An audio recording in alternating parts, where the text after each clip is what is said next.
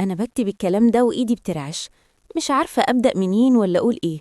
بس خلاص، طاقتي خلصت. بقيت بستنى جوزي ينزل الشغل من هنا والباب يتقفل، وعارفة إن الليلة هتبدأ. ابني سلطان بيستلمني حرفياً، ما بيرحمنيش ولا بيسيب لي فرصة أتنفس. كل يوم على نفس الحال، وأبوه ولا هو هنا، فاكر إن الدنيا وردي.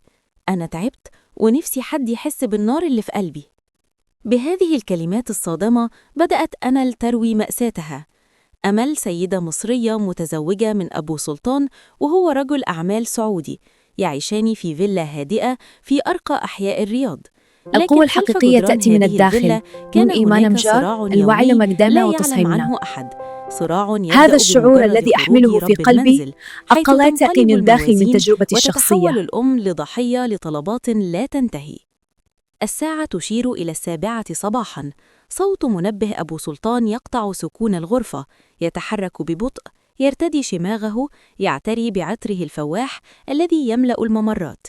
أمل تتظاهر بالنوم، لا تريد أن تواجه الواقع المرير الذي ينتظرها بمجرد خروجه.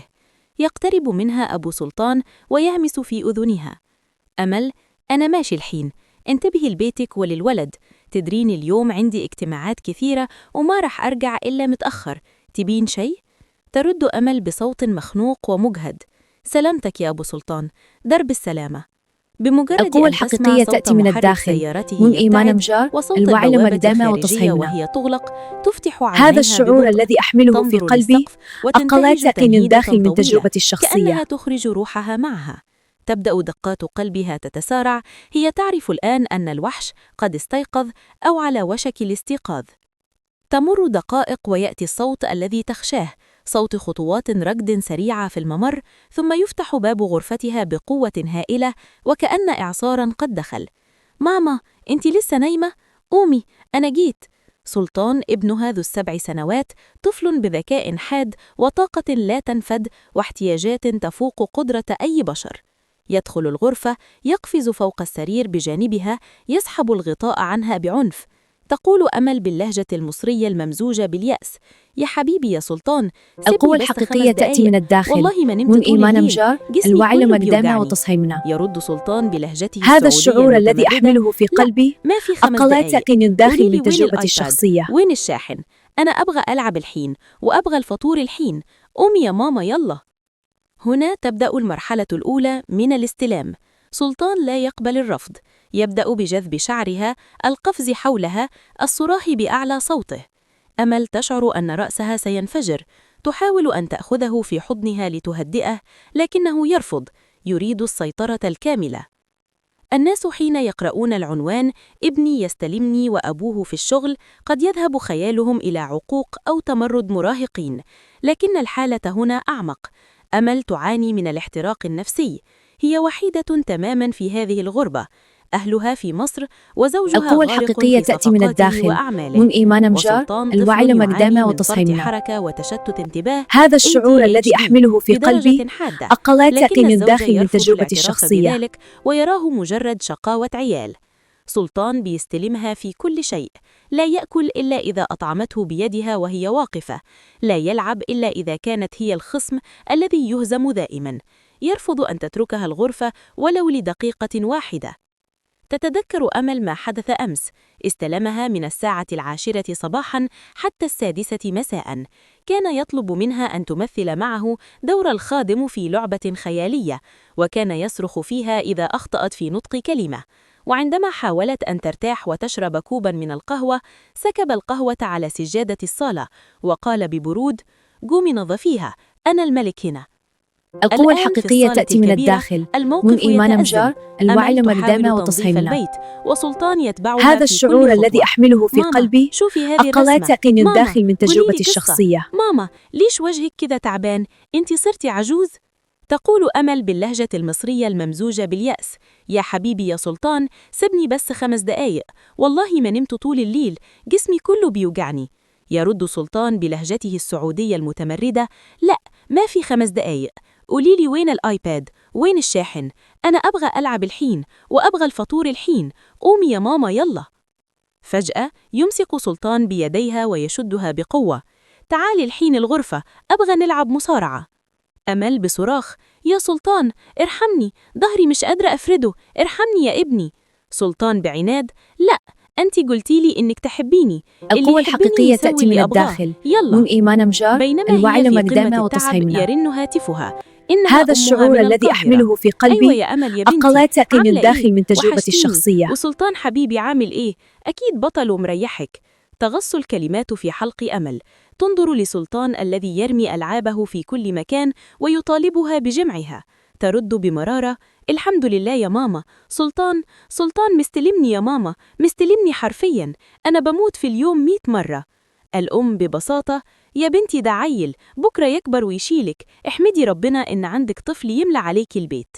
تغلق أمل الخط وهي تشعر أن لا أحد يفهم، الكل يرى الظاهر، لا أحد يرى أمل التي تتلاشى كل يوم تحت وطأة طلبات طفل لا يهدأ، وزوج يظن أن المال يحل كل المشكلات. يا رب القوة صبرني، الحقيقية تأتي من أنا الداخل، مش عارفة، أنا من في إيمان بيت ولا في مجار، ساحة حرب. الوعي لمقدامه سلطان مش وتصحيمنا. بيبطل وأنا طاقتي خلصت. هذا الشعور الذي أحمله تستمر في قلبي الحكاية. الساعة أقلاتك الآن من الداخل تجاوزت من تجربتي 2 ظهراً. الشخصية. الشمس في الرياض متعامدة والحرارة في الخارج مرتفعة، لكن الحرارة داخل صدر أمل كانت أشد. سلطان يقف وسط المطبخ، ملامحه طفولية لكن نبرته تحمل أمراً عسكرياً لا يقبل النقاش. ما أبغى كبسة، قلت لك 100 مرة أبغى نكتس، ليش سويتي رز؟ أنت ما تفهمين؟ تحاول أمل بمحاولة يائسة للهدوء: يا حبيبي يا سلطان، الرز مفيد عشان تكبر، والنقص كله زيوت ومضر، دوق بس لقمة واحدة عشان خاطري. لكن سلطان يرد بغضب شديد: ما أبغى خاطر أحد، شوفي كبيت الأكل كله، الحين قومي سويلي اللي أبغاه. تشهق أمل بشهقة مكتومة وهي القوة تبكي الحقيقية بصوت تأتي من مرتعش: الداخل، حرام من إيمان عليك، مجار، والله حرام الوعي عليك، لمقدامه أنا وقفت في وتصحيمنا. المطبخ ساعتين وتعبانة، هذا ليه الشعور بتعمل الذي كده؟ أحمله في قلبي فيجيبها ببرود أقلاتك مستفز من الداخل يفوق من عمره تجربتي بكثير: الشخصية. لأنك أمي، وأبوي قال إنك هنا عشان تهتمين فيني، يلا أنا جيعان. تترك أمل الرز المنشور على الأرض وتدخل المطبخ وهي تجر قدميها، تفتح صنبور الماء وتغسل وجهها، تنظر في المرآة، الهالات السوداء تحت عينيها أصبحت مخيفة، وشعرها الذي كان يضرب به المثل في النعومة أصبح باهتا ومربوطا بإهمال. تسأل نفسها بمرارة: هو ده ابني؟ هو ده اللي كنت بحلم بيه وبدعي ربنا يرزقني بيه؟ ليه بيعاملني كأني عدوته؟ ليه بيستلمني في كل لحظة ضعف ويضغط عليها؟ تتذكر كلام زوجها أبو سلطان عندما اشتكت له الأسبوع الماضي وهو يقول بحزم ورزانة مصطنعة: القوة يا الحقيقية أمل، تأتي من انت الداخل، تبالغين، من الولد إيمان شقي مجار، شوي، الوعي وهذا لمقدامه دليل ذكاء. وتصحيمنا. أنا أتعب في الشغل عشان هذا أوفر الشعور لكم الذي هالعيشة، أحمله في مش ناقص قلبي أرجع البيت وأسمع أقلاتك من نكد. الداخل من تصرخي تجربتي معه: الشخصية. أنت أمه. فتقول في خيالها بصرحة مكتومة: أنا أمه مش جاريته، أنا إنسانة. بعد أن أكل سلطان النقص الذي أجبرتها على صنعه لم يتركها ترتاح ثانية واحدة. بدأ بإلحاح وسرعة: ماما ليش السماء زرقاء؟ ماما ليش أبوي يحبك؟ ماما لو متي أنا وين أروح؟ ماما ليش أنتي تبكين دايم؟ ماما ردي علي، ردي. تجيب أمل بصوت متقطع ومنهار: يا سلطان ارحمني، مخي هيقف، سيبني نص ساعة بس أغمض عيني. لكنه يتوعد بصوت طفولي فيه لمحة من الشر: لا، لو نمتي رح أكسر التلفزيون الكبير، أنا أبغى ألعب استغماية، الحين أنا أدور عليك، القوة الحقيقية تأتي من رح الداخل، أصرخ من وأخلي إيمان الجيران مجار، يسمعون. الوعي لمقدامه بدأت وتصحيمنا. اللعبة. أمل تمشي في أروقة هذا الشعور الفيلا الذي المظلمة أحمله في تنادي قلبي عليه بخوف أقلاتك حقيقي: من الداخل من سلطان، تجربتي أنت الشخصية. فين؟ يخرج لها من خلف الستارة فجأة ويصرخ في وجهها ليخيفها ويضحك بهستيرية: ها خفتي، أنت جبانة، ماما الجبانة. الساعة 5 عصرا. أمل جالسة على الأرض في الصالة وحولها بقايا ألعاب، بقايا طعام وروح محطمة. سلطان قرر الآن أنه يريد أن يركب على ظهرها لتمثل دور الحصان ويأمرها: يلا يا فرس، امشي، أسرع، أسرع. تئن أمل بوجع حقيقي: ظهري يا سلطان، ظهري هيتكسر، انزل يا حبيبي. لكنه يضرب كتفها بخفة ويقول: لا، امشي، أنت حصاني. فجأة وبدون مقدمات حدث انفجار بركاني داخل أمل. القوة الحقيقية دفعت تأتي سلطان من عنها الداخل، بقوة من فسقط إيمان على مجار، السجاد الوعي مذهولا. لمقدامه صرخت وتصحيمنا. أمل صراخا هستيريا وهي هذا تمزق الشعور الذي ثيابها من أحمله في التعب: قلبي كفاية، أقلاتك كفاية من يا الداخل سلطان، من أنا تجربتي مش حصان الشخصية. ولا خادمة ولا آلة، أنا بموت، أنا بكره العيشة دي، بكره اليوم اللي بقيت فيه لوحدي مع طفل ما بيحس. ينظر إليها سلطان بذهول لم يعهده منها ويبدأ بالبكاء. ماما، أنت ليش تصرخين؟ أنا بخبر أبوي. فتضحك أمل ضحكة منكسرة وساخرة. خليه يشوف الخراب اللي أنا فيه، خليه يجي ياخدك ويوريني هيعمل إيه معاك ساعة واحدة بس. دخلت أمل غرفتها وأقفلت الباب بالمفتاح. ارتمت خلف الباب وهي تنتحب بصوت تقشعر له الأبدان. يا رب خدني، أنا مش قادرة أكمل، ابني بيستلمني في غياب أبوه وأنا بضيع يا رب. في الخارج بدأ سلطان يضرب الباب بقوة القوة الحقيقية تأتي من الداخل، افتحي، من إيمان مجار الوعي لمقدامه لكن وتصحيحنا. أمل كانت قد فقدت الاتصال هذا بالواقع الشعور الذي تماماً. أحمله في نهاية قلبي الجزء الثاني. أقلات في يقين الجزء الداخل من القادم تجربتي كيف الشخصية. سيجدها أبو سلطان عندما يعود من عمله ويجد الفيلا في حالة فوضى عارمة؟ وهل ستخرج أمل من غرفتها أم أن الكارثة قد وقعت بالفعل؟ الساعة تشير إلى 9 مساء. الصمت يلف أرجاء الفيلا، صمت لم يعهده أبو سلطان من قبل. دخل من الباب الخارجي، يتوقع أن يرى أضواء الصالة ساطعة وصوت ابنه يملأ المكان ورائحة العشاء التي ترحل به إلى عالم الراحة بعد يوم شاق. لكنه وجد ظلاما دامسا وفوضى لا يمكن وصفها. تعثر أبو سلطان بشيء ما على الأرض. أضاء كشاف هاتفه ليجد بقايا طبق الرز الذي سكبه سلطان في الظهيرة. القوة الحقيقية تأتي من الداخل، من إيمان مجار الوعي لمقدامه وتصحيحنا. ينادي بصوت يملأه الحيرة. هذا الشعور الذي أحمله في قلبي أقلات يقين الداخل من تجربتي الشخصية. من زاوية الصالة المظلمة خرج سلطان. لم يكن ذلك الطفل المتنمر الذي استلم أمه طوال النهار. كان طفلا صغيرا مرعوبا، عيونه متورمة من البكاء وثيابه متسخة. ارتمى في حضن أبيه وهو يشهق. بابا، ماما حبست نفسها، وماما صرخت فيا وقالت إنها بتكرهني. بابا، أنا خايف، ماما ما تفتحش الباب. تصلب جسد أبو سلطان، وضع حقيبته أرضا وتوجه بسرعة نحو غرفتهما. حاول فتح الباب لكنه كان مقفلا من الداخل بإحكام. بدأ يطرق الباب بقوة. أمل، افتحي، وش صاير؟ أمل، ردي علي. لم يأتي رد من الداخل. القوة الحقيقية تأتي من الداخل، من إيمان مجار الوعي لمقدامه وتصحيحنا. الأخيرة من القهر. هذا الشعور الذي أحمله في قلبي أقلات يقين الداخل من تجربتي الشخصية. وسادتها وترتجف. لم تعد ترى في أبو سلطان المنقذ، بل رأته الشريك في هذه الجريمة اليومية التي ترتكب ضد روحها. أبو سلطان بنبرة غاضبة. أمل، لو ما فتحت الباب الحين بكسره. وش هالتصرفات؟ تتركين الولد لحاله في الظلام وتسوين هالحركات؟ ترى مسختيها.